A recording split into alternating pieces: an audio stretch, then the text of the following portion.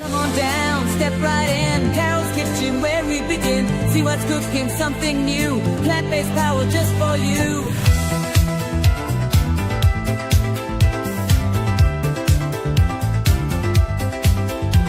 Delicious meals on every plate. Healthy choices feeling great. Inspiration in every dish. Taste the magic, it's our wish. Power to the plants we sing. Health for you, it's everything. Cooking up a storm in there. Carole's Kitchen, love and care. Education one bite at a time. Nourishing the heart and mind. Join the journey, let's unite. Pure plant power feels so right. Power to the plants we sing. Health for you, it's everything. Cooking up a storm in there. Carole's Kitchen, love and care. Hi, everyone. Wendy can't be with us tonight. She's actually world traveling somewhere. I am Jim Spellos, and welcome to another edition in the 6th year of Cooking with Chef Carole. We are so excited to be here tonight. It is presented by Plant Powered Metro New York, and oftentimes, as it is tonight, co-sponsored by the Marlene Meyerson JCC in Manhattan, which we thank them very much for their sponsorship. Very special welcome to the members of the JCC who are watching tonight. As you know, hopefully by now, Plant Powered Metro New York empowers people to achieve better health and overcome chronic disease through a whole food, plant-based approach to nutrition. And we want to make sure that we give enough time as possible to share and have Carole show the stuff that she's doing. A few general announcements just to kick us off. Well, it is April. And if Wendy was here, she'd be talking about all the vegetables that are starting to come to the farmers markets. I think we're a few weeks away from maybe some of the asparagus and ramps that are there. But I know here in the New York area, as well as where Carole is, it's probably a little bit early in the season, but we're so excited about all the great veggies and fruits of spring and summer coming our way. With the holidays starting later this week, we're not going to have that many events for Plant Powered, but a couple that we want to make sure that you are aware of because we have a few things that are coming up on the agenda. On Tuesday night, a live event, which is going to be one of our potlucks in Astoria, Queens at the Lifestyle Building. So that will be on Tuesday, the 8th of April from 6 to 7:30. And as always, you can register for that and any of our events at plantpoweredmetronewyork.org/events. On Wednesday, we are so fortunate to have Dr. Joel Furman with us as he is going to be talking about nutritional excellence for cancer protection. So please do join us. As always, with all of what we're doing, let us know where you're watching from and how many times you've been here. And if you like us, we always want you to be able to share and let people on Facebook and YouTube know all the cool stuff that's there. So let's get sort of Carole up here. I want to give Carole the front and say, hey, Carole, did you know, since today is all about tacos, which means it's about masa, but did you know that the process of nixtamalization helps unlock niacin and improves protein digestibility? Did you know that? I do because I've been studying a little bit of this myself because people might not understand the process, and we will get to it. But that is a very fun fact, and it is a very fun fact that the nixtamalization examples of food that has that process actually is tortillas that we're going to make today, which I'm more than excited about, and also tamales, and as well as pozole and hominy. All those food items have that nixtamalization process, which is a very old Mesoamerican way of dealing with the corn kernel, which goes into a what would you call it? There's the corn kernel soaked in alkaline, which is basically a lime water, and it's soaked and then cooked, and then all of that process actually very much helps make the masa harina. So I don't know, Jim, if you know this. First of all, I'm happy to have everyone back so soon. We just met 2 weeks ago. We're trying to avoid, having shows on Passover as well as Easter. So we're back so soon. But Jim, what I wanted to tell you is that many people might not know that I lived in California for a very long time, almost 20 years, way before before I lived in New York. And when I finally left California, I was really like, oh my God, these people in New York are my people. They walk fast, they talk fast. I was always feeling like I was a semi truck in California gonna run people over. So when I got to New York, I thought, this is where I'm gonna live and die. Like I'm gonna live here forever. Well, things do change in life, things that you don't expect. And here I am in Taos, New Mexico, starting my almost fifth year here, and starting. And I got here and I was like, oh my God, there's a tortilla press making in the grocery store. And then in the summer, I saw every grocery store roasting cases. You buy a case and you bring it and they roast it in front of you. And I thought, oh my God, I've died and gone to heaven. These are my people. These are Yeah. my people. And so I So guess you you're talking find a about the little Hatch piece chilies, of you right? wherever you Yeah. go.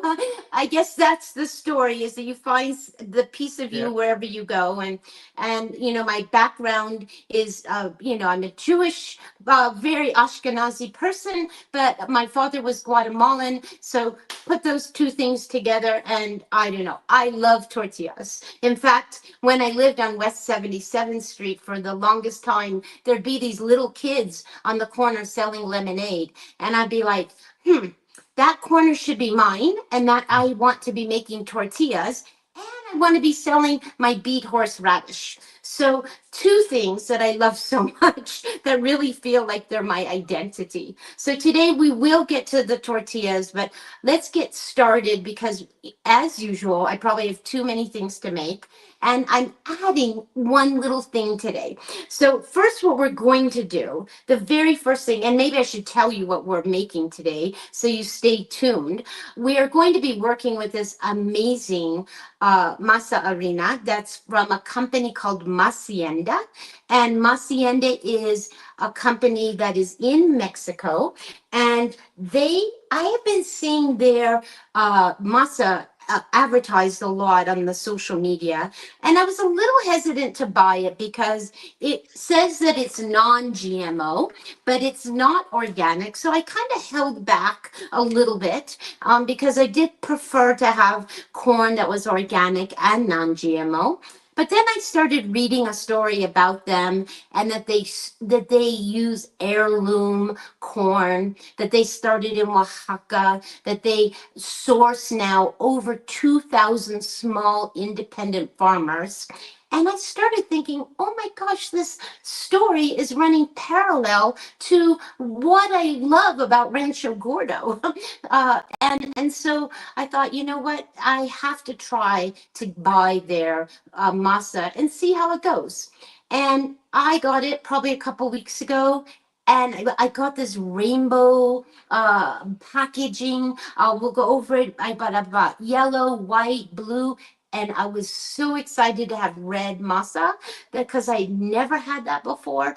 So I bought what they call like a family pack, and it's looking like the rainbow. And so I'm very excited to be showing you this today.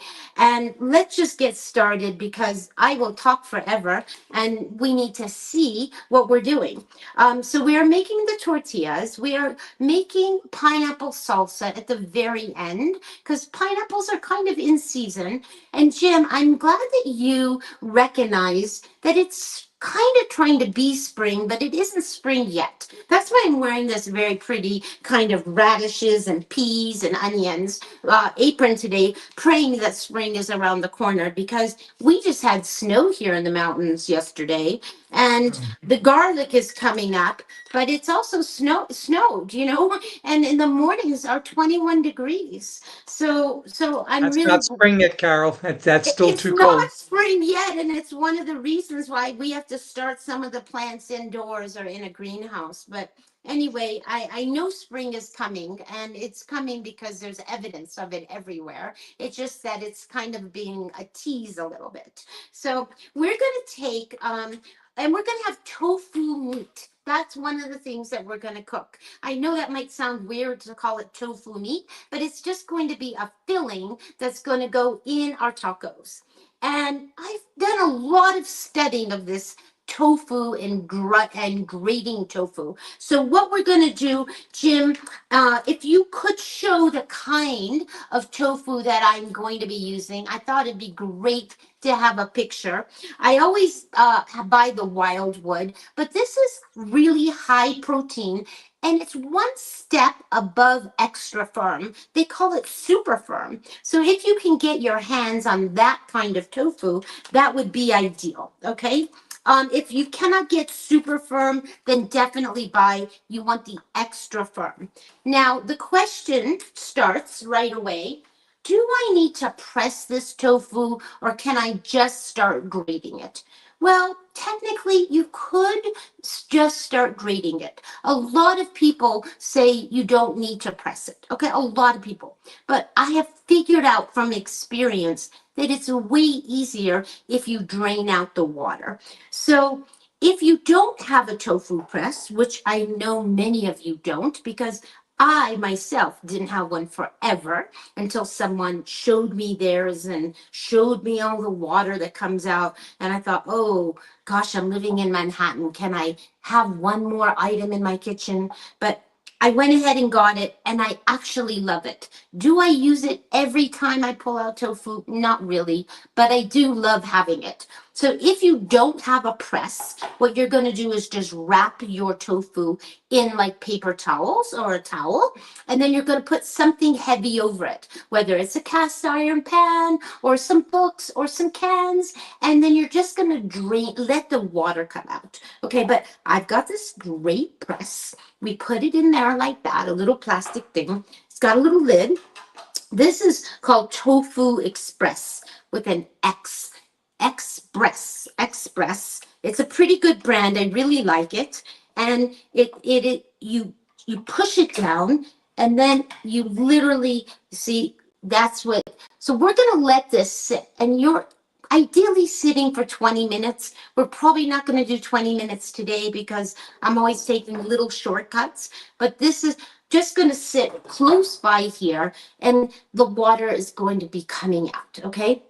I have just a little bit of an added element today because I can't imagine not having pickled onions for tacos, for my salads. And I realized today that you maybe weren't here the time that I made pickled onions. And I thought, you know what? They're so yummy to have pickled vegetables that we could do it in 5 minutes. So it is not in your recipes at all. And I just want to show you how fast this is. And I hope that you just can understand that you can do it pretty much with any vegetable. I think cauliflower would be delicious. I today am going to do it with some red cabbage, and I grated some carrots. And it's going to be a very fast process. I have some water boiling. I have a colander that's over here. And basically, we're going to put these vegetables. I hope they all fit in here. So I just kind of chopped up the cabbage roughly. And ultimately it'd be good to, these aren't what they call very quick pickles, like they're not going to be ready maybe for our demo at the end, but they will certainly be ready in a few hours. So I'm going to get rid of this bowl, I think, right now. So ideally what you want to do is you would do this with the onions as well, the same exact process.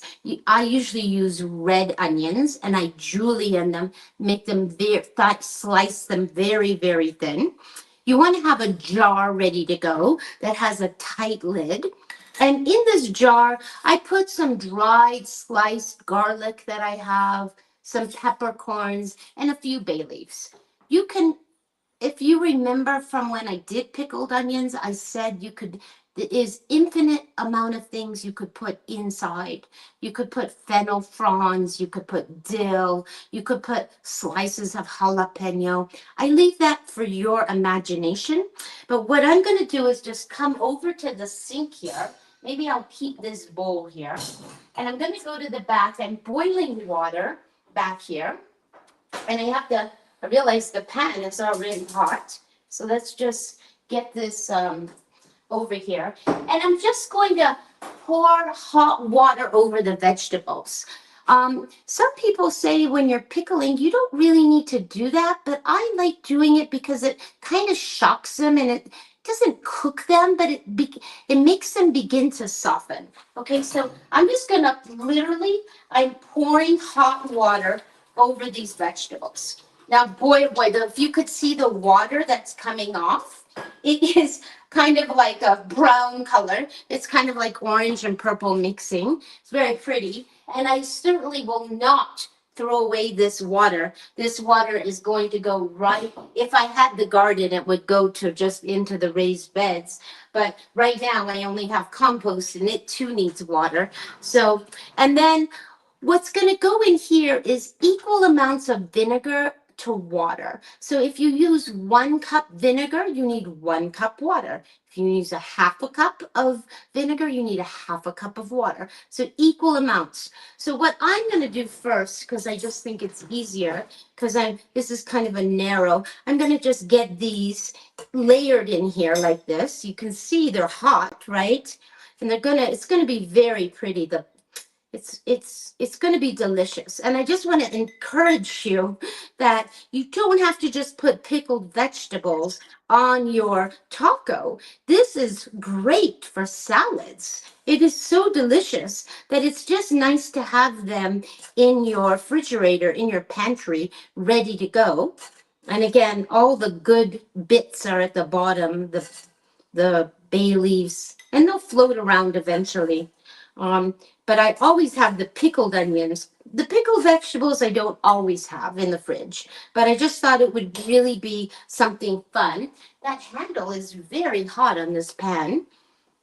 Okay, and you can use any kind of vinegar. You could use white vinegar, apple cider vinegar. I tend to not use the red wine vinegar, but my favorite is just to use the rice wine vinegar. I don't have a ton today in this jar, but I think I have enough for 3/4 of a cup, and I'm just going to see what I have. This is the rice wine vinegar that is not called seasoned. If you're buying the seasoned vinegar, you have to know that there is some sugar in that. And so you want to look for just organic rice wine vinegar that has 0 amount of sugar.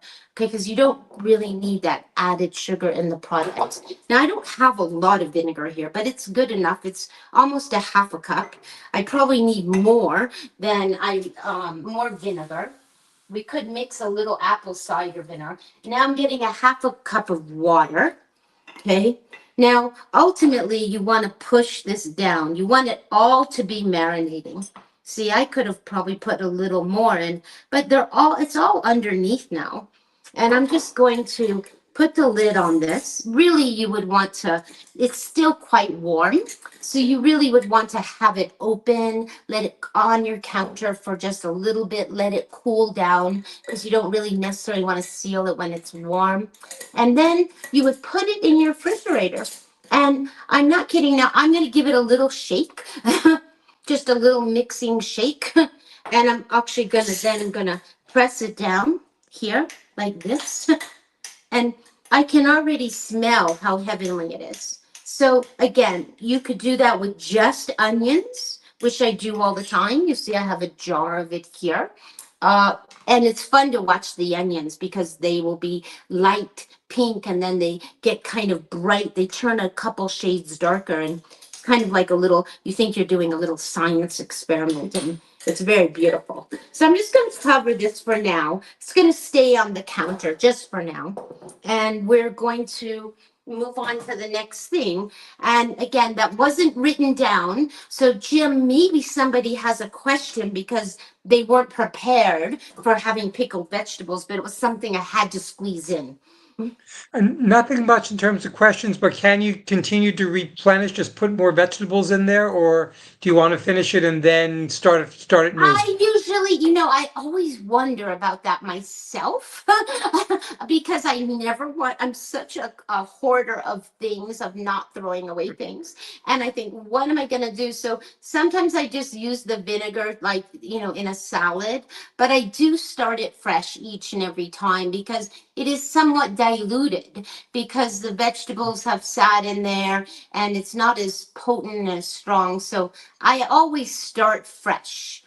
That's what I do. If someone does something else or they think that they can just recycle the liquid, that's okay. It might be okay, but I just haven't done it. I always start fresh because I think it's just vinegar and water and it's so inexpensive. And you could use that for cleaning, right? Isn't that what people do? They make their own do-it-yourself counter cleaners, and it's just vinegar and water. So maybe I would be Absolutely. likely to use it as a cleaning item in a spray bottle before I go putting another set of vegetables. Now that I think about it, it's kind of a good idea. But no other questions, Jim? Nothing else, although somebody said, wow, loving this, and can you make Guatemalan food sometime? Oh Hmm. my God, I wouldn't even, you know what? I have to admit, I didn't grow up with my father, and although I knew that I was Hispanic inside, always, because my best friend, I've always had a best friend that is Hispanic, and there are a lot of Jewish Spaniards all over the world, and in New Mexico as well. But I wouldn't know where to begin because no one's ever taught me that. But I do feel that it's a food that that feeds my soul, like in a real, I mean, lots of food feeds my soul. I love Indian food and I have no Indian ethnicity, but I love it so much. But this food, I could eat morning, lunch, dinner every day because it's so simple, so earthy, and so just natural, easy to make. So that's a great idea, and maybe we can do that at some point. But I can't say that I've been able to learn. I grew up with a very kosher Jewish grandmother and a mother, and so really my expertise are in that area, as well as baking and I've been cooking my whole life. So let's move on and just show you that we probably have a half an inch of water in here, which is amazing because, again, sometimes I'm lazy and I don't use this tool. I don't press it out. I just kind of press it by myself, by my hand or whatever.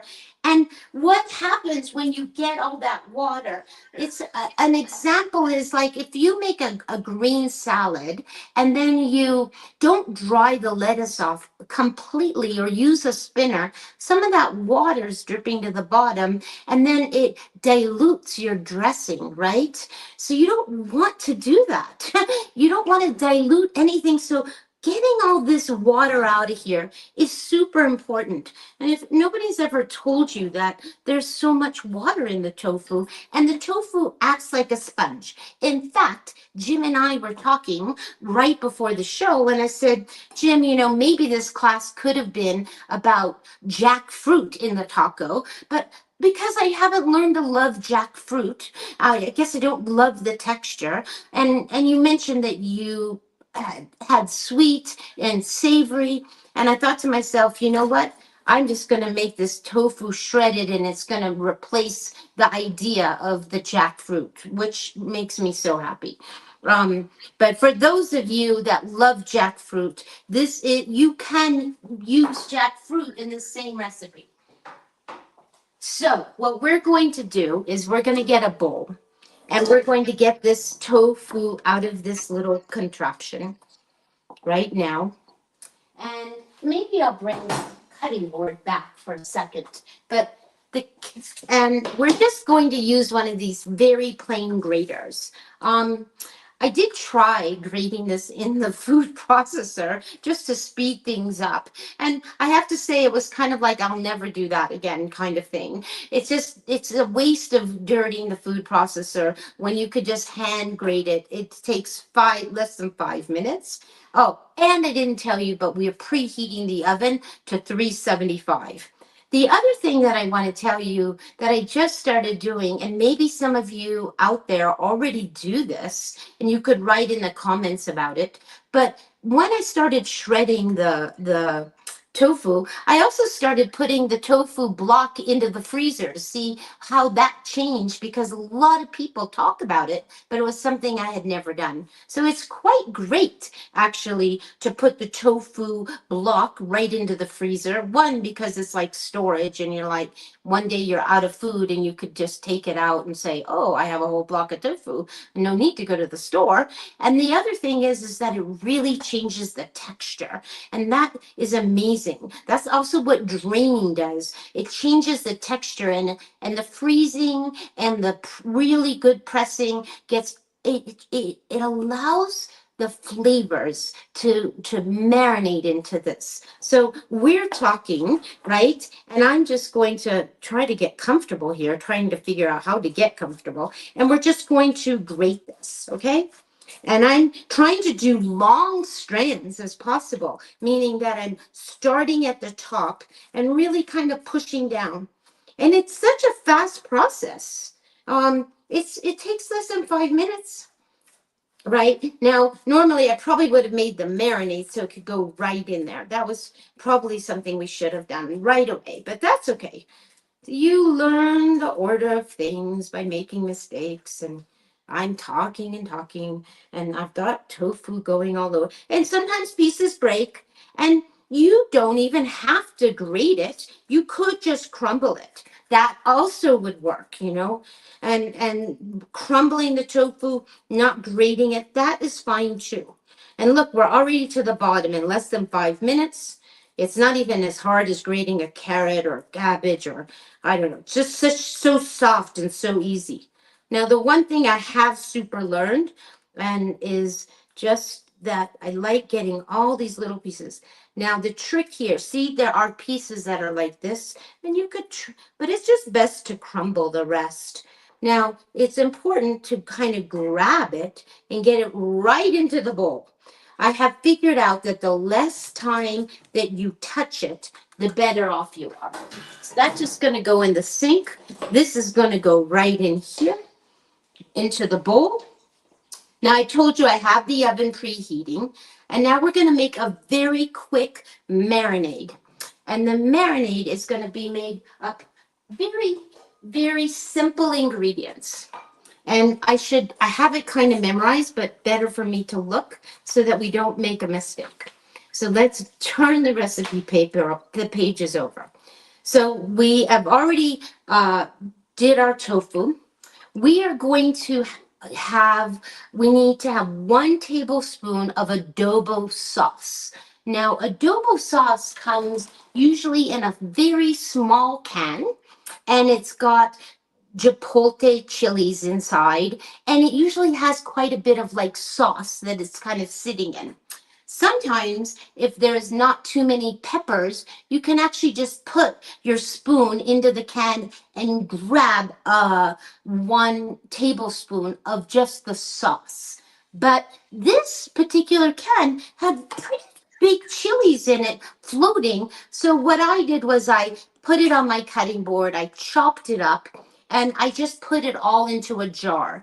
Now, if you're someone that is not going to use this in the next week or two, I would put it in little packages and put it in the freezer. Make sure that you label it, right? You want to label it. Just like I encourage you to do with your tomato paste when you're only using 1 tablespoon of something, and you're afraid that the rest of it's going to get moldy, then take it all out, portion it into 1 tablespoon packets, whether you put it in little bags or you put it in an ice cube tray, or you put the tablespoons into a little foil package. That's up to you. And that reminds me, we're going to need the tomato paste. I forgot to take it out. Okay, so we are going to follow the order, and I'm going to get a spoon. Here's a small spoon. No, I'm going to get a spatula. Okay, so we need 1 tablespoon of the adobo sauce. Now, if you're wondering, is this hot? Well, the chilies that come in the can do have seeds. And if you're in fear of something being hot, you could use a little less, okay? You could use, but if you're someone that super loves it, like your my friend David, who like nothing is ever hot enough for him, he complains, oh, it's not hot enough, then use 2 tablespoons or a tablespoon and a half. But we're just using 1 tablespoon. And then let me just rinse this before I go putting in this very hot, and then get my spoon back. And we're going to put in 1 tablespoon of tomato paste. And I found that this kind of helps balance out the chili, the hot chili. And that's going to be 1 tablespoon of tomato paste. Now, I buy these nice little jars, Bio Nature, no salt, tomato paste, my favorite. I go through this so quickly that I never need to freeze it, but there were the days when I used to buy the small cans, and it would get to the back of the refrigerator and go moldy, and you just don't want that. So be conscientious that if you're not someone that's going into, this kind of thing, or your adobo, that you want to put it away in the freezer, because why waste it, right? That you definitely don't want that. Now we need 1 teaspoon, and I'm gonna go get a teaspoon out of my little thing here. And can't find a teaspoon if I'm not having it close by. Teaspoon and half a teaspoon we need. I have showed all of you. It has been a long time since I've showed basic things. We've all been together for so long, but I call this my like flowers of measuring cups. Like everything is single. Okay, nothing is on the little ring. They sell it to you with the little ring because it's a set. And if for you it's easier to keep on the ring, then do that. But a long ago, I took the rings off of all the different measuring spoons and just put them in this. It's like a bouquet of measuring spoons. And it's because if you're only using 2, why dirty all of them? That's kind of how I feel. But if you're someone that's going to lose them in your drawer, then you definitely need to keep them on your ring. Okay, so I didn't measure out. I didn't do any prep today. Really, I didn't, because everything seems so easy. So we are going to, and the other thing I'm forgetting and I didn't get out. This is what happens when you don't do any prep. You don't get the things out that you need because you've forgotten. So we're going to use a little bit of tamari, and we're going to use 1 tablespoon. And let's get this tablespoon here. I have tamari. If you don't want to use tamari, there's the end of the tamari. This is the 28% less sodium. They have one that's even less sodium than that. You could use the coconut aminos. That would work too. And now let's get our spices. So let's really follow this. Of course, I grabbed the cumin first because it's my favorite thing. But we are going to start with the order of things. 1 teaspoon of smoked paprika is going to go in here. 1 teaspoon. And then we need a teaspoon of onion powder and 1 teaspoon of garlic. Okay. Now, some of you might be thinking, gosh, she's making this, it's going to be spicy, it's going to be hot. And I'm not going to lie to you and say it's not going to be strong in flavor. But I want it to be somewhat strong in flavor, because when you start building your taco and you're adding all the other things that could be sweet or savory, or like, it's kind of like when you make a salad dressing, you want it to be pungent, right? You want the dressing to taste like boom, it's has a oomph to it, and you want that for this taco meat too, because when you're adding all the other things, you don't want it to be lost, is what I'm trying to say to you. So we did our onion and garlic powder. Now we have to do our cumin, and look, I'm almost putting a teaspoon in, but we only need a half. Okay, So that is it. And then we just need, often in this kind of sauce, people would add a couple tablespoons of oil, and we're not using any oil today. So I give you two choices. You can add 2 tablespoons of water, or I had this idea when I was writing up the recipe. I'm like, why don't we put orange juice in? And I happen to have had today a zested orange on my counter getting hard. I had not juiced it yet. So today we're going to try 2 tablespoons. I'm going to get this tablespoon back out of the sink, and we're going to put 2 tablespoons into here, which I think could be really delicious because it's a tiny, tiny bit sweet. And there's just a little bit here. We'll just put that over there. I'm tempted to just drink it right away, but we'll save it for something. And then again, I usually normally use water, but I just put in orange juice, and I think it's a great substitution. You could probably use a lime. That probably also would be a delicious idea. So we basically have a nice sauce here. There's no need to taste it because I know that it's all right. The proportions are all right. And what we're going to do now is carefully take this out, and we have to toss the grated tofu into with the sauce. We're just going to put that, but we want to be somewhat gentle. I don't want to be aggressive with it because I really do want the strands to I don't want them to break apart. And again, you could have done all of this, no strands, and just a bunch of crumbles. And it's going to be very light in color. But when it's cooking, somehow it gets really dark brown. I'm not quite sure. It's not that I guess the tofu is browning, but I think also what's happening is the marinade is getting into the tofu, and it's just making it darker. Okay, so this is Hey, Carol, really yes, Jim. a question came up. Can the Calabrian jarred peppers be used and substituted for the adobe? What kind of peppers? What kind? They are Calabrian and they're jarred. I think sometimes they're in oil. Oh, But can that be a but is substitute? Calabrian, you mean like Italian, that Yep, yep, yeah. indeed. I don't know.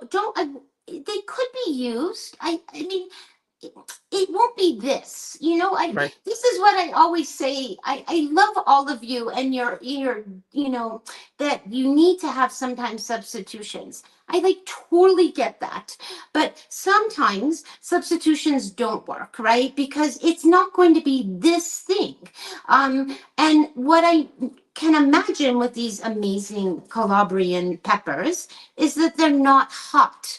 And what we're doing is we want something hot. Now, if you're going to use those kind of peppers, then I suggest that you get some kind of dried chili and some kind of guajillo or some kind of chili that you rehydrate and then grind that up so that you add that hotness. You have to remember we're trying to make something that's somewhat spicy. But if you are a person that's not wanting spicy, then just use the red pepper like you're suggesting.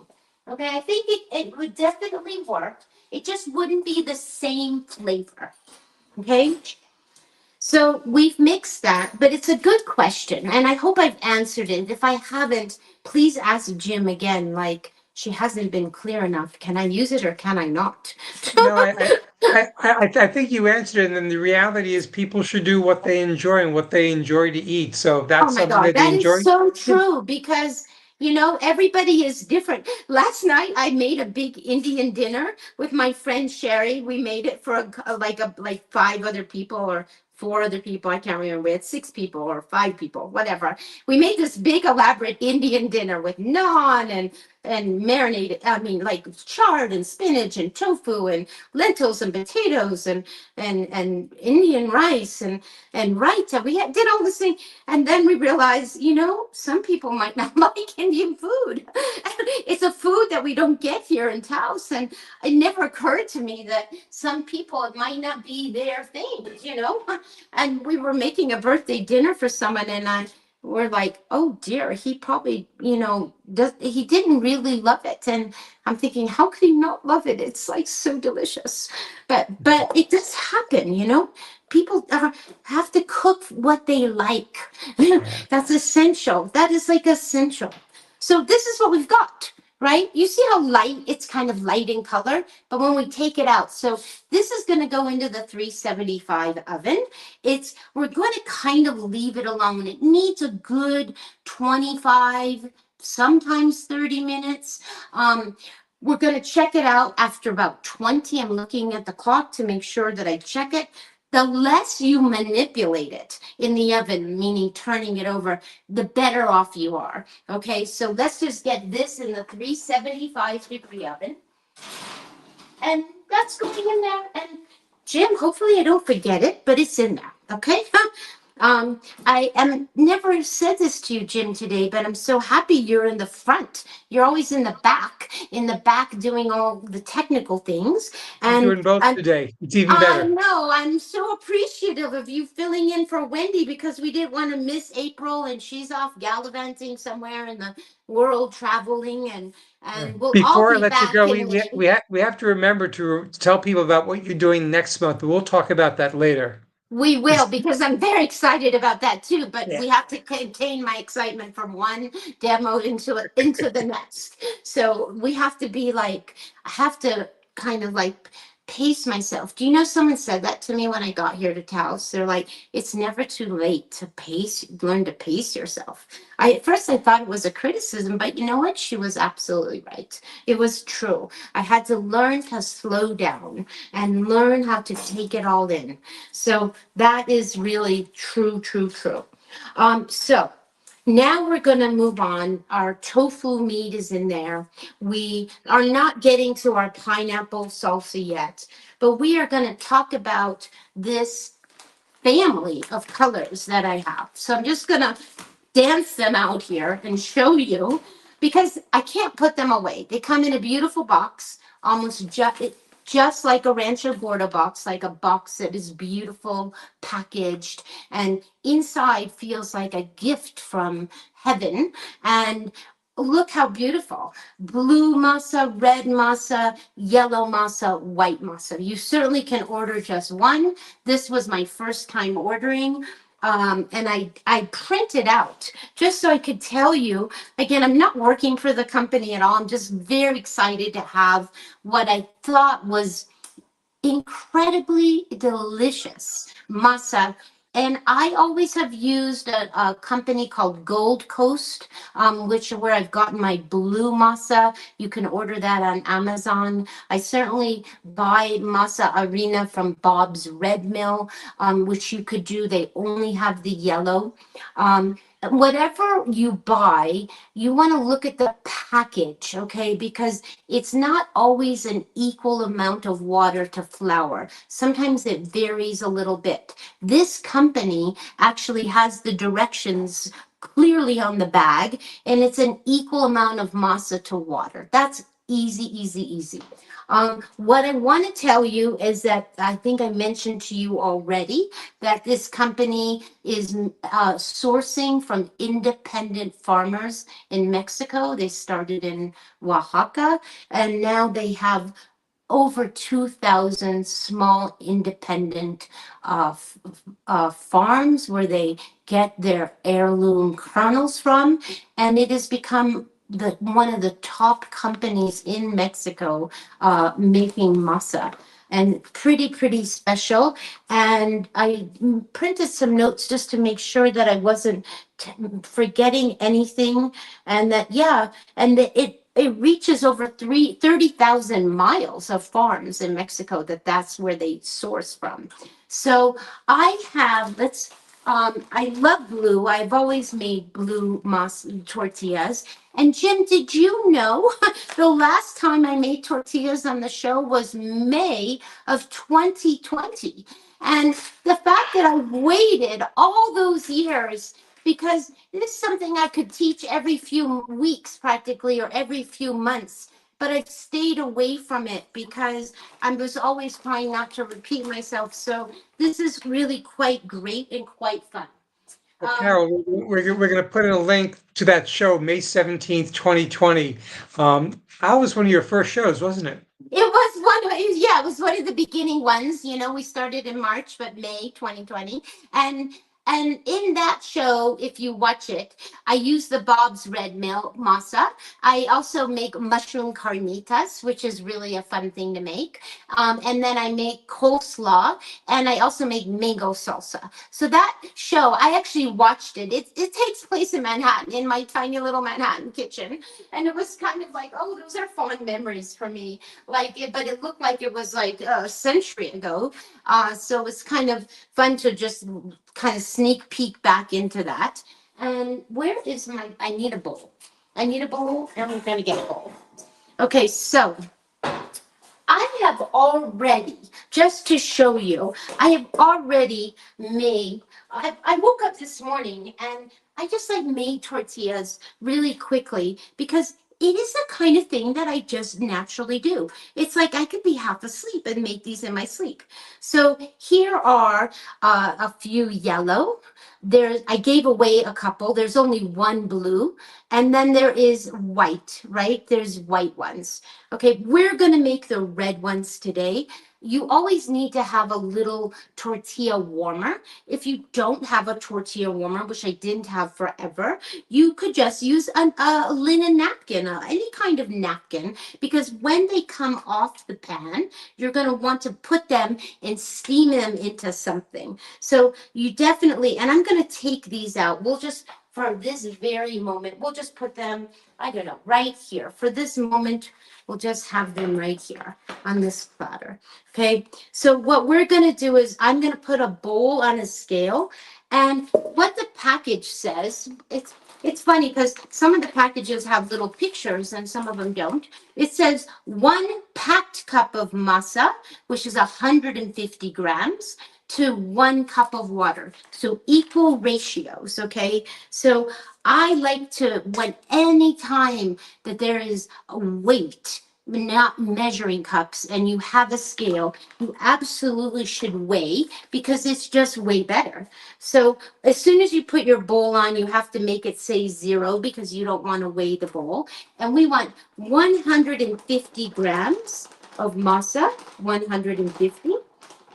And we are almost there right now. So look at that, it's light pink. Can you see that? So 150, and then we're just gonna take this and put this way over here. I want you to know I got this masa almost 2 weeks ago, and I can't seem to put it away. I just like having it on my counter, and eventually it needs to find a place in my cabinet. Hey Carol, does the masa go bad after a while? I think it's like any flour, it can go bad. Do you know? I just, but I don't know the length of time. Do you know? Because I bake so much and cook so much that, but there are times when flour can go bad. It can go rancid, and it would, how would you know? It would have teeny little bugs in it, like so tiny. So it is a good thing to kind of look in before you go scooping, like, what, is there any activity happening in there? That, because that could happen. That easily could happen. That's a good question, Jim. I'm glad you asked. So we have our, and then how much water do we need? We need 237 grams. Okay, so 237. Now you always want to have warm water. You could just get that water out of the sink if you want. I have found that just boiling some water and letting it sit, not totally like hot, but it would be good. So 237. So I put the bowl on, I zeroed it out, and we want 237. Okay, so I'm just watching the scale here, 237. And this water's a little bit hot, but that's okay. Okay, 237. There we go. Exact. Oops, it's 238. Let's just get a little bit out.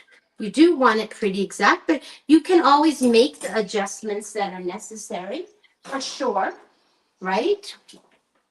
And the time is going fast, Jim. I always think I have all this time, and then it just disappears. I don't know what happens. Okay, that's like that. And I'm going to just get a little spatula and we're going to mix this up. So we're not going to make all these tortillas today. I'm just basically showing you how easy and fast this is, okay? And I have this carbon steel pan. In a perfect world, I would own a kamal. Maybe this year's gift to myself will be a kamal. A kamal is a very, very flat pan that has no real sides. It has a tiny little edge around it, but it is what you would make the masa, what you would cook the tortillas in. For sure, for sure, if you were doing it. The fact that I don't have one is unbelievable because this is truly my favorite thing to do. And I've always just cooked it in a pan. Can you cook it in a cast iron pan? That would be ideal. That would be just as great as cooking it in one of these carbon steel pan. The reason the carbon steel is so good is because it retains the heat. Okay, so you want to cook it in a very hot pan. Now, I have to admit that I don't normally cook on this little electric burner. I usually have a flame, a big flame under the pot, and I feel very confident when the pot is getting very, very hot. Now, we have, I can put my hand over here, and I definitely feel that it's hot, but it's not going to be hot enough. I always feel that the first two that we make the pan is never quite hot enough, okay? Now, this 1 cup masa to 1 cup of water is pretty ready. You see, it doesn't crack too much on the sides. It's all holding together. If you feel you haven't added enough water, and every climate is a little different, okay? And every day is a little bit different about the humidity and things. Sometimes you might have to add a little more water. Maybe if you added too much water, you could add a little more masa. So it's okay to kind of make adjustments. That is a really okay thing to do.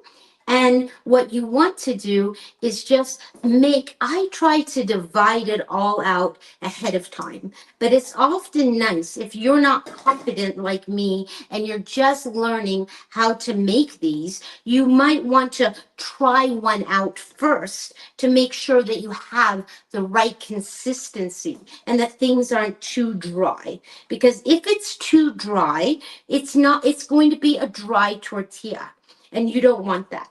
Now, in the recipes, if you've been sent the recipes, I included almost a half a page of Heidi Swanson from 101 Cookbooks. She has a great blog, and she has so many great ideas about adding things to tortillas. And the adding, she puts like mushroom powder in her tortillas. There's one that I love where she adds hemp seeds and saffron and turmeric, which is absolutely one of my favorites. She has another one where she adds black pepper and sesame seeds. So that is worth checking out. I have written it all out, all the variations in the recipe, so you can have those and you can put the flavorings right into the masa and mix it up.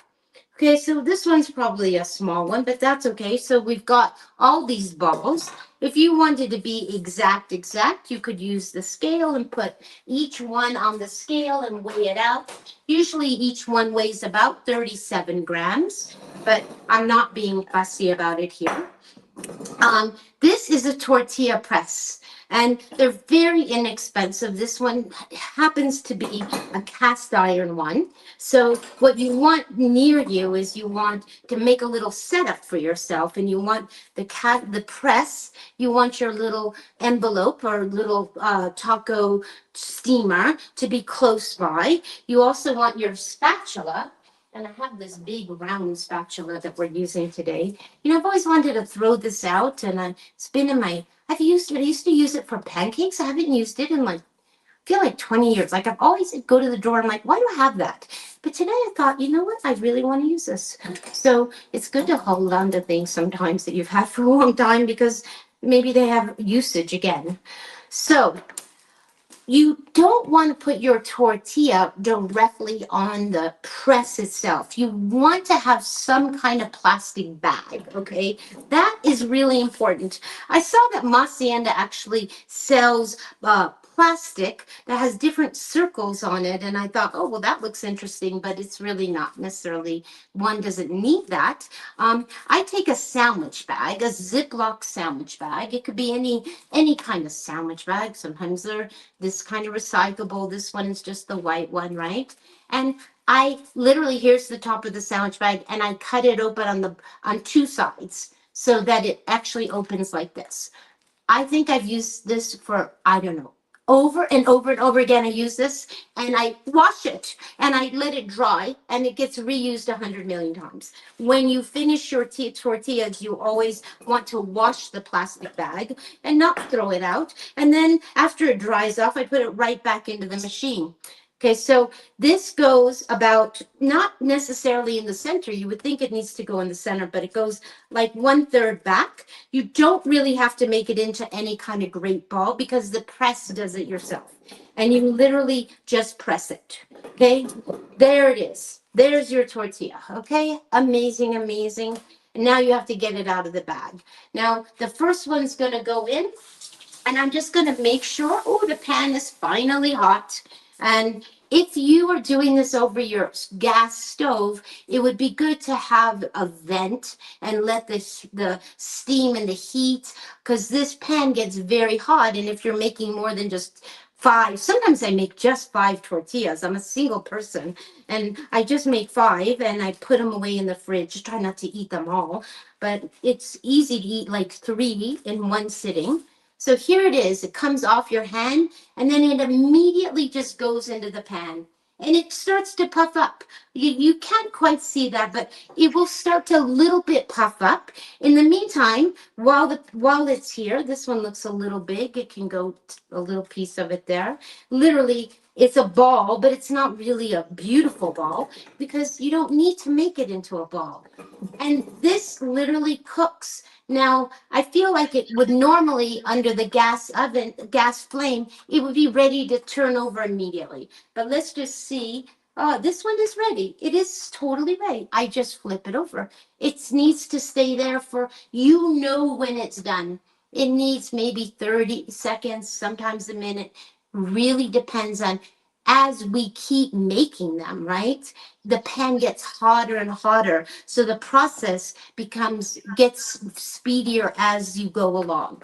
Okay, Jim, this would be a great time just for a question. But what I just want to show you is, as soon as the other side is done, you put it in, you take it off and you put it into your little pocket tortilla warmer and you take this off.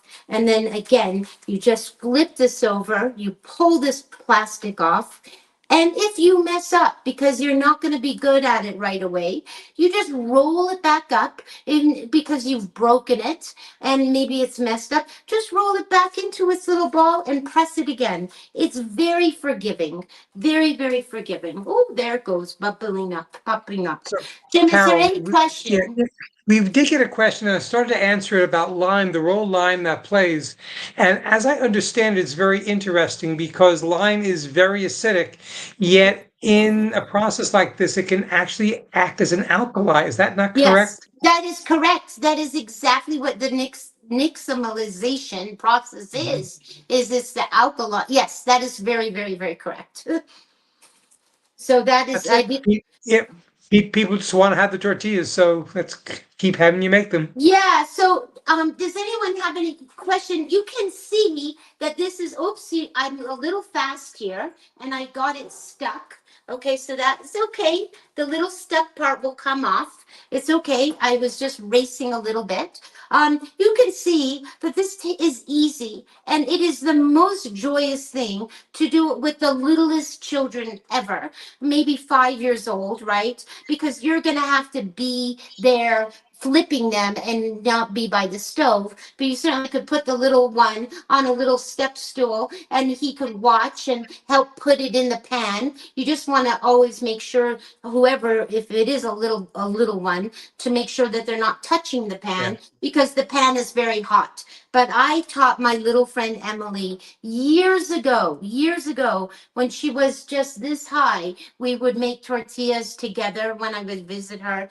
And to this day, she's all grown up now. She's a teenager driving, and she remembers, she goes, we used to make tortillas together. And I love that she has a food memory with me like that.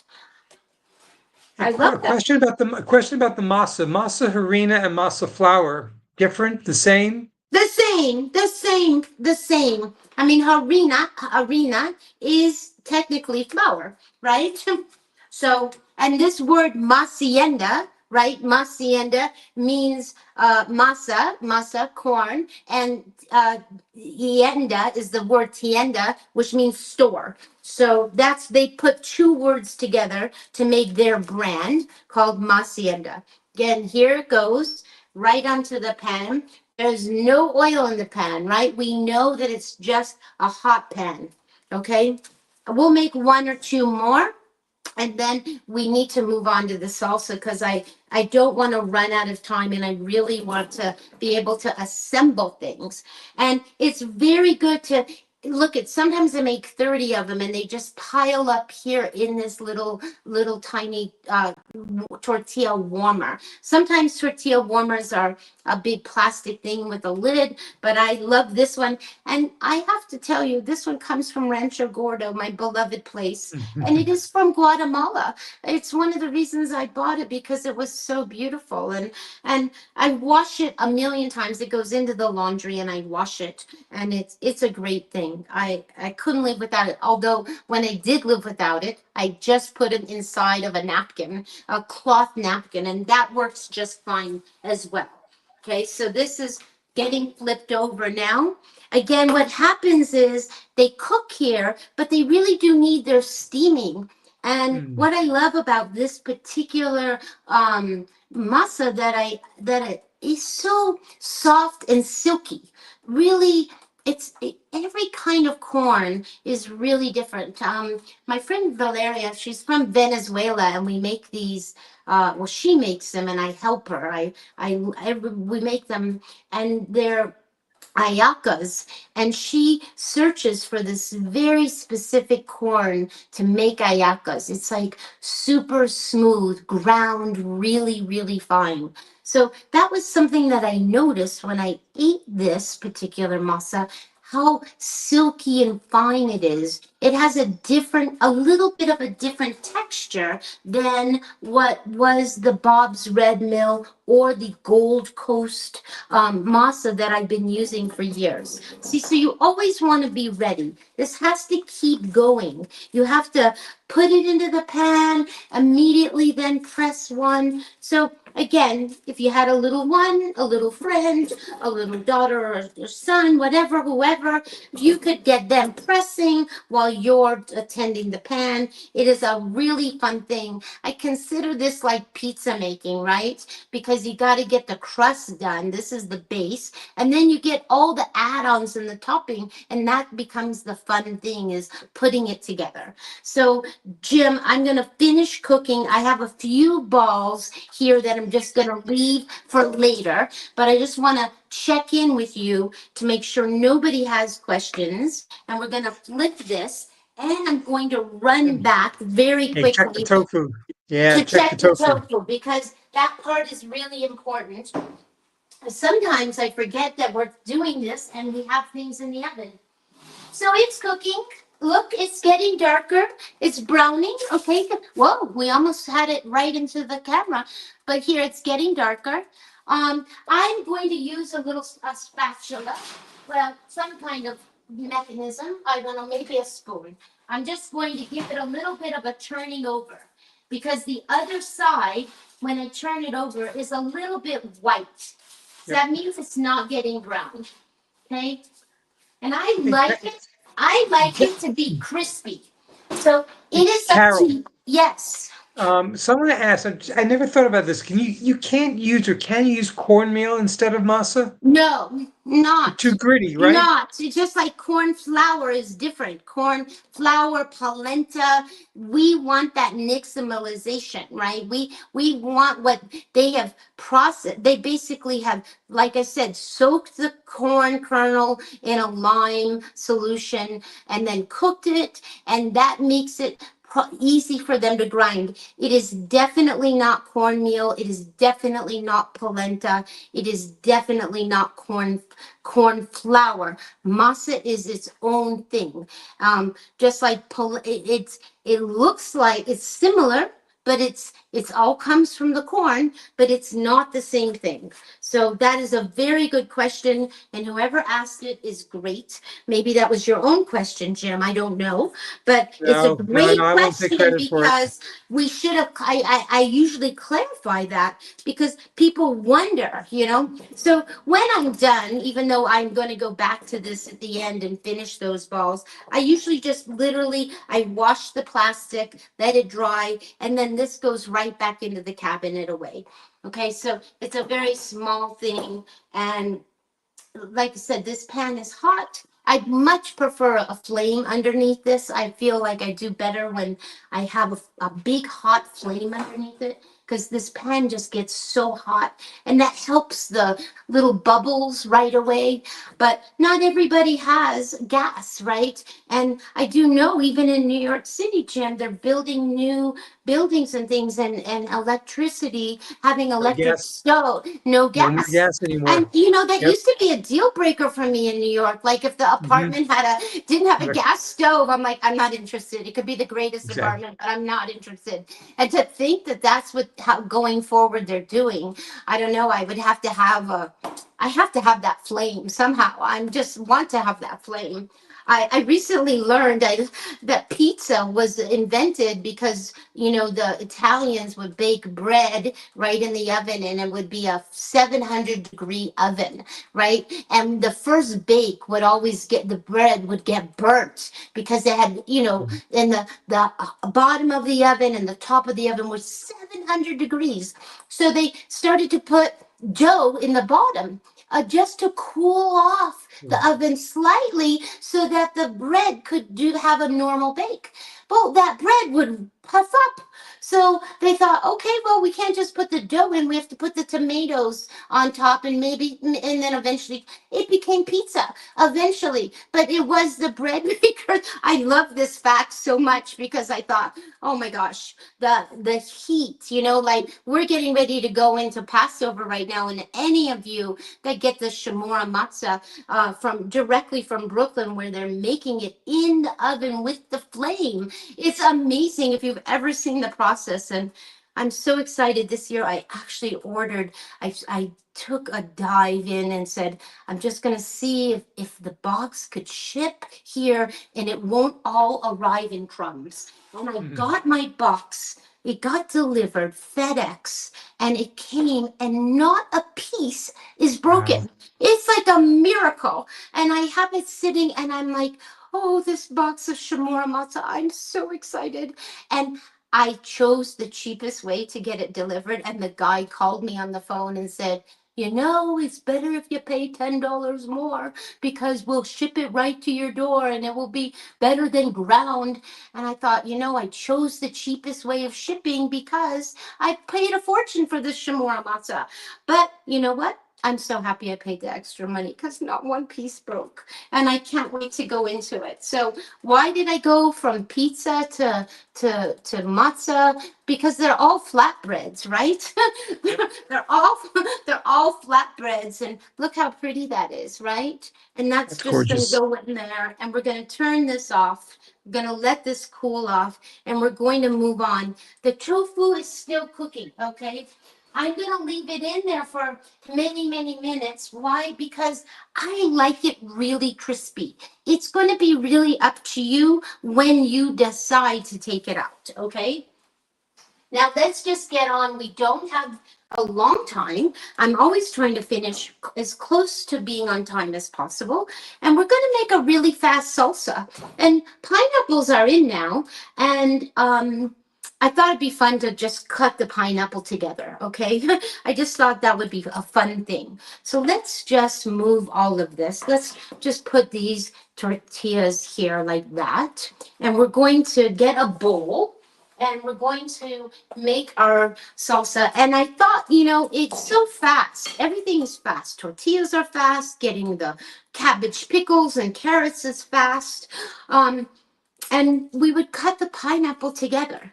Uh, some people cut the pineapple according to the diagonals. It depends what you want to do with it. But basically, it's a little bit like a cantaloupe. You want to cut off the top, the crown, the bottom, and then the sides. So we're going to just attack that right now. And the way that I know that something's usually ripe when I'm at the store, I usually pull the leaf, and that is one sign of it being ripe. Okay. Now, pineapple is kind of like a cantaloupe. You don't know until you eat it. Is it sweet? I had one a week ago, and it tasted like nothing. So you want to try to get a fresh one, right? I would not use canned pineapples for this. I would definitely, and for those of you that live in New York, I can only say New York, but maybe California too. But sometimes produce in your produce area, they actually cut the fruit up for you. They peel it, and you can buy it at the bodega. It's already cut. So cut off of, it's peeled and cut, and you don't have to buy a whole pineapple, because even for myself, for me, one person is a lot. It is a lot of fruit, and sometimes you don't need that much. So if you have a great produce market where you live, where they already do the work for you, you pay a little bit of extra money to have them prep it out for you, but sometimes it's worth it. Look how pretty it is. That's always the perfect thing if you're doing a catering. And then you want to do it just like you do a cantaloupe, and you want to go around the sides and cut off this tough outer part. And there are there are what they call the eyes, and they look like little eyes, and you just want to cut those out, right? You do want to cut them out. But I don't worry about them at this point, right at this moment. And all this is going to go right into the compost. I'm just taking out a few of the eyes as we go around. Okay, and I suddenly had a vision of of David, my husband, who used to love when I cut pineapple, because there's a part in the pineapple that you technically throw out. It reminds me, it's the core. It's the core. And he actually loved munching on it. And I always thought it was kind of strange that he liked that hard part. The other thing I didn't mention about the ripeness, and I learned from the produce guy the other day, is you look at the bottom of the pineapple, this part, the bottom, and you want it to be yellow, not green. Green is not ripe, but yellow is when it's ripe. So I asked him, I said, could you help pick out the best pineapple? Because I would like one that's sweet. So this half a pineapple is going to get saved for something else, because I already have some pineapple salsa in the fridge, so I don't want to make a ton, but it's up to you. And there are some eyes on this. You want to just kind of trim them out. You could do it with a paring knife, but you want to, now there is a hard part right here, and you want to take your knife at an angle and cut the wedge out. This is the part that David used to love, is this part right here. He would munch on that. Maybe it's munchable. Kind of hard. Well, it is munchable. It is doable. And he used to eat it. He liked it for some crazy reason. I'm not sure why, but he did. And so I guess not every piece of thing that you think is garbage, but this, you do want to get out that core, right? It's just like fennel has a core, and cabbage has a core. So now you just want to make small dice. And what I usually do is I take the knife and I slice it so that it's thinner, going this way, right? And we're just going to cut that. And you want to just make small, you want about 2 cups. And I try to cut it so it's small, and it'd be really good to taste this right this minute. This is flavorful. Now, the other time when I bought it recently, it had no flavor, and it was really like, this is a big disappointment. But this is very sweet, and I really do have to thank the guy in the produce department for showing me the little yellow bottom. And he went to the back and he says, I'm going to go get the more ripe one because that's the one we cut up and serve and put in containers for people to just get. So we want 2 cups. I'm going to just say that is a cup immediately right there because it is. Because I know, right? I just know because each one of these little things is going to make about a cup. And I'm cutting this so that there we go. And then we're just cutting. And I thought it'd be nice not to prep it all out today ahead of time, even though it's not fun to watch me cut.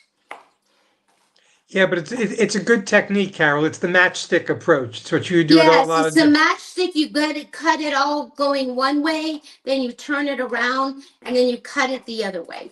Now, it really is up to you. Do you want it to be really tiny? I would say these are probably 1/2 inch cubes. You could cut it tinier. You could cut it chunkier. I mean, these kinds of things are all up to you. When it's salsa time, this is the one time that you can really like tailor it to your own liking, right? This is definitely the time to do that.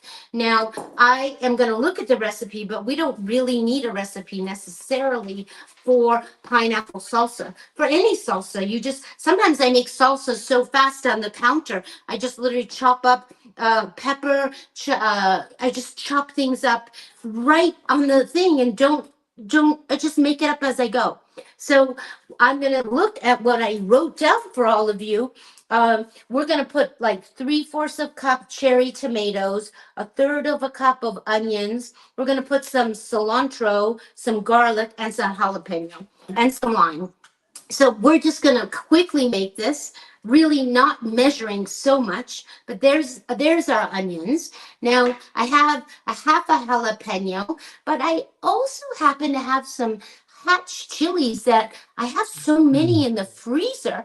I'm actually going to use these right this minute. Normally I'd be using the jalapeno, but I did take these out of the freezer today and we were going to eat them on the tortilla, but I just suddenly thought, oh my God, the hatch chilies will be fantastic in here.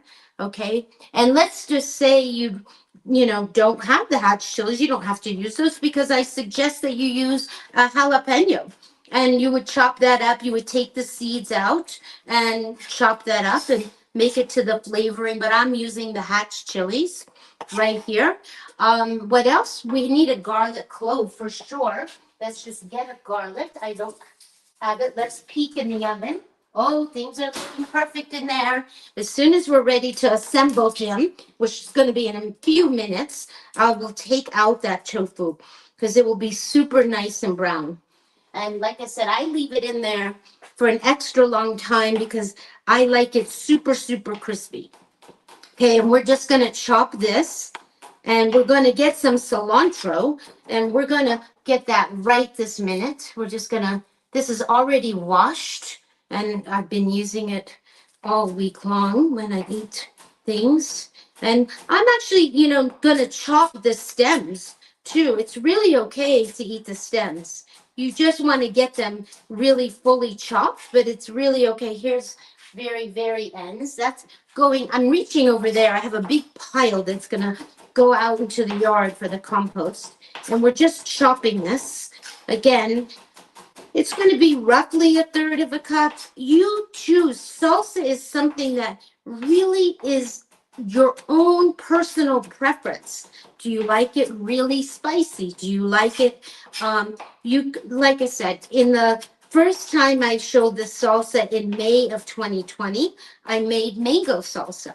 We have made regular tomatillo salsa in this classes before. We have, you can make chimichurri. You just want a sauce to your liking, right? And you really do want that garlic. I see a few larger pieces here, so I'm just chopping them up. And then I put tomatoes in it. You don't have to put tomatoes. You could put red peppers if you'd like. I also give you ideas. What I had ideas the other day and I wrote them down. And I said you could add red peppers, cucumbers, mint would be delicious with the cilantro. Okay. Again, what you have, be creative with it because this is going to be your topping. Now, can you just eat salsa on your taco? I think you could eat it with a lot of different things. Maybe a specific, even kind of salad. If you had leftover, you could definitely put it in with, make a salad of some sort. So that is happening. And then we do want to have some tomatoes. You know, I took this out. I took this out because this is also in season right now. It's my last one, but it's a blood orange. Right. And I kind of really wanted to show it. It's my last one. I've been eating them like they're going out of, I don't know. I mean, eat them so much. But there's nothing more beautiful. I've been trying to get my friend Sherry. She's a master painter. And I say, look, could anything be more beautiful than those skins? I simply don't know how to not look at these blood oranges. And not only do they look divine, but they taste divine. And I hope all of you are noticing these things that are coming in seasonally, right? Because it's pretty special. They don't have a long season. So when you see them, you kind of have to buy a bunch of them all at one time and eat them as much and as often as possible. And so look at that orange. It's dark on one side, orange on another. And I'm just literally, because there was just one left, I'm just going to cut it up.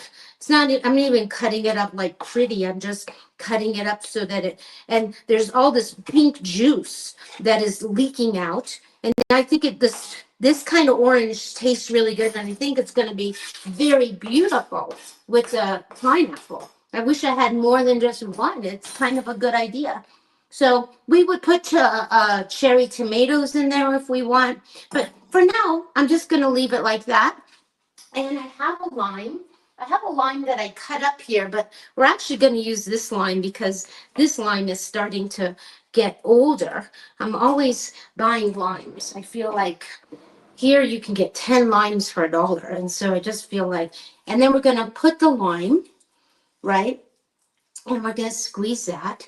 I always save these. All this citrus, I save these skins because I have some copper pots.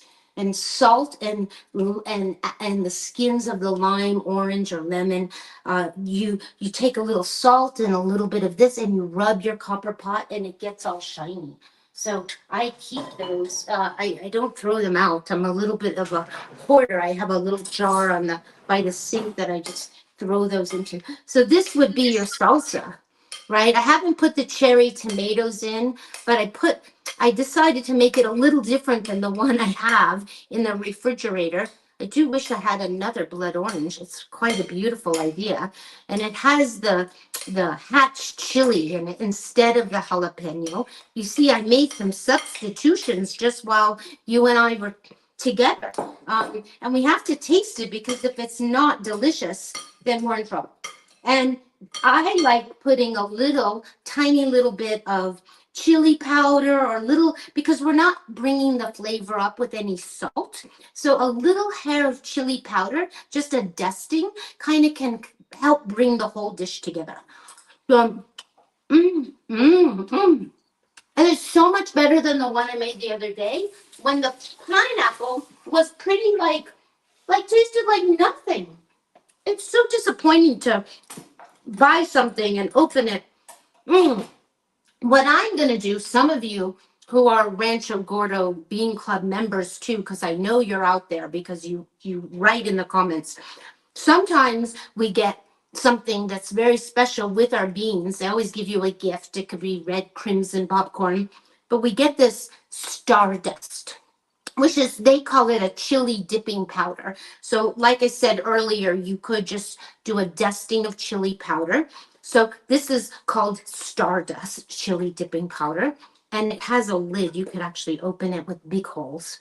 And you could just give it a little bit of a shake, a little bit of a red coloring. I'm just going to give it a little bit of a mix. That's going to make it really more beautiful. Of course, the red cherry tomatoes would be delicious in here, but I actually like it just a little slightly different than the one that I've been having in the refrigerator all week. So, Jim, this concludes our class, but I have to get the tofu out, and I have to get ready. I'm going to kind of make room here for host. Somehow, I'm going to make room, and I'm going to make room so that we can just kind of assemble the taco. Okay. Let me So get if the now's a announcements out good of the way time to right do now. the Yep. announcements. And let me get those done while Carol's fixing that up. Not a lot to talk about other than how amazing Carol is always. But just so we're aware, we have a couple of things coming up in the next week or so. We are going to be pretty quiet with live and online events with the holidays. But on Tuesday, the 8th, the plant powered potluck in Astoria at the Lifestyle Building. And on the 9th at 7 o'clock, we are so honored to have Dr. Joel Furman with us again, talking about nutritional excellence for cancer protection. So those are the two upcoming events that we have. As always, we want to make sure that you know what our next show is. And we're going to talk about the next show in a second because it is a special one. It's Sunday, the 18th of May. And Carol, it's a reminder that we're going to have a quick chat about that.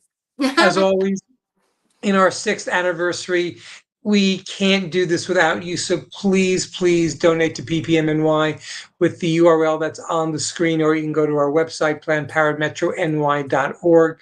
And as always, finding Carol online, you can email her, Carol at thevegievanguard.com, or her Instagram page is the Veggie Vanguard. And with that done, I see Carol putting a lot of cool stuff that's on the table. So let's get her back in here and take a look. Thank you, Jim, for just saying all that. And I want to just remind people to have a very good Hag Sameach Passover.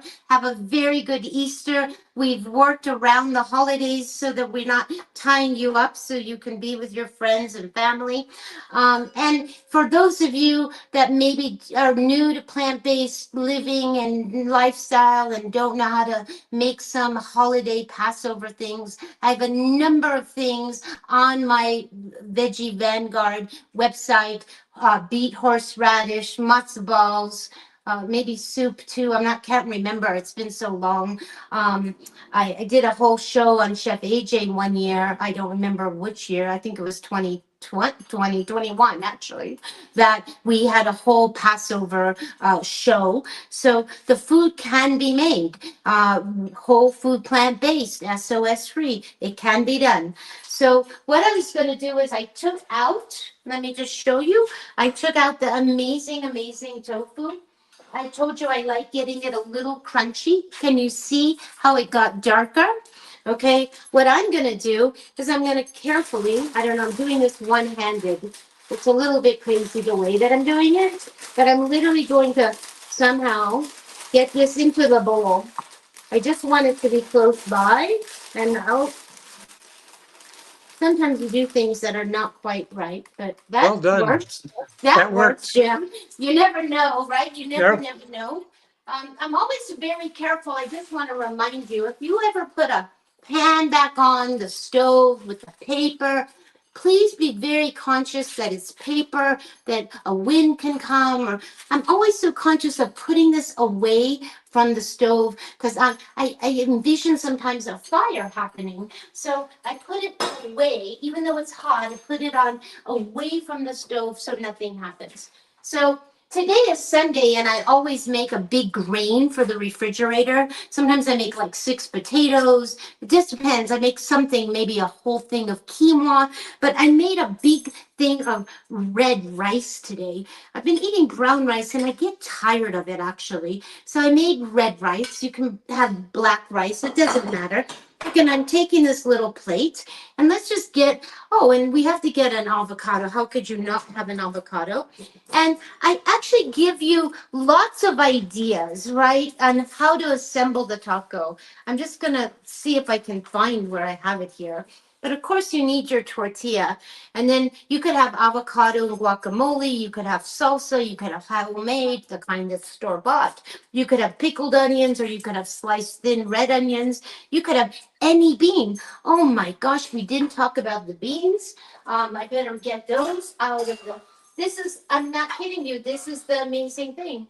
I cooked this morning these Rojo Domingo Rancho Gordo heirloom beans. So here they are. They're lovely. They're very red. You could use white beans, black beans, red beans, pinto beans. Doesn't matter. Endless. Doesn't matter. Hey, Classic. Carol, those would be great for the salsa as well.